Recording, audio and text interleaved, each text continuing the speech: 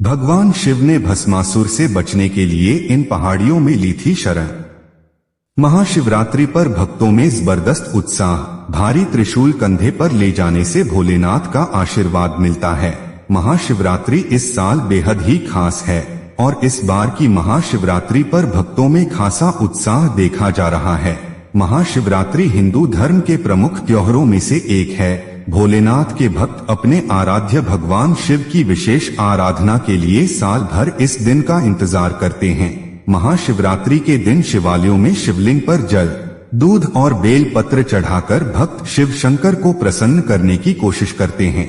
माना जाता है कि महाशिवरात्रि के दिन जो भी भक्त सच्चे मन से शिवलिंग का अभिषेक करके जल चढ़ाते हैं, उन्हें भोलेनाथ की विशेष कृपा मिलती है। माना जाता है कि भगवान शिव इतने भोले हैं कि अगर कोई ऐसे भी शिवलिंग की पूजा कर दे तो उसको भी भगवान शिव की कृपा प्राप्त हो जाती है।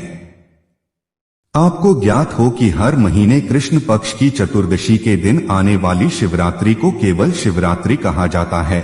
दूसरी ओर फाल्गुन मास की कृष्ण चतुर्दशी के दिन आने वाली शिवरात्रि को महाशिवरात्रि कहा जाता है। साल में होने वाली 12 शिवरात्रियों में से महाशिवरात्रि सबसे महत्वपूर्ण मानी जाती है। शिवरात्रि मनाए जाने का कारण प्राचीन मान्यताएं हैं। पौराणिक मान्यता के अनुसार महाशिवरात्रि के दिन ही विभिन्न 64 जगहों पर शिवलिंग उत्पन्न हुए थे, परंतु 64 में से केवल 12 ज्योतिर्लिंगों के बारे में जानकारी प्राप्त है। इन्हें 12 ज्योतिर्लिंग के नाम से जाना जाता है। महाशिवरात्रि की रात को ही भगवान शिव शंकर और माता शक्ति का विवाह संपन्न हुआ था।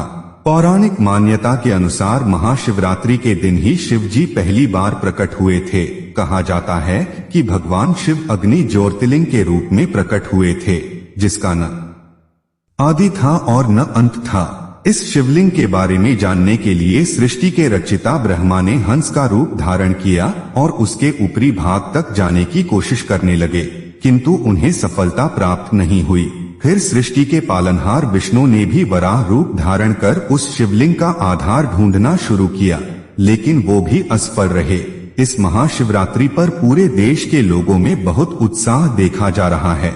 अनेक भक्त शिवनगरी कही जाने वाले मध्य प्रदेश के एकमात्र हिल स्टेशन पचमढ़ी में अपने आराध्य भोलेनाथ के दर्शन और पूजन करने आते हैं। ऐसे में मध्य प्रदेश के पचमढ़ी में भगवान शिव के अनेकों दर्शन पॉइंट है, जिनमें जटाशंकर मंदिर, गुप्त गुफा, बड़ा महादेव और चौड़ागढ़ महादेव पहाड़ी मंदिर प्रमुख है। चौड़ागढ़ महादेव मंदिर ऊंचे पहाड़ में स्थित है और यहाँ लोग बड़े बड़े त्रिशूल गाड़कर अपने आराध्य भगवान शिव को प्रसन्न करने आते हैं। पचमढ़ी में पूरे साल में 2 बड़े मेले लगते हैं। महाशिवरात्रि पर चौड़ागढ़ मंदिर और नागपंचमी पर नागद्वारी गुफा में भोले शंकर के दर्शन और पूजन के लिए लाखों भक्त उमड़ते हैं। यहाँ पर भोलेनाथ भक्त 1 क्विंटल तक के भारी वजन के त्रिशूल कांधे पर लेकर चौड़ागढ़ मंदिर पहुँचते हैं। समुद्री तलहटी से करीब 4200 फीट की ऊंचाई पर चौड़ागढ़ शिव मंदिर स्थित है। 325 सीढ़ियां चढ़कर भक्त मंदिर तक भोलेनाथ के दर्शन करने पहुंचते हैं।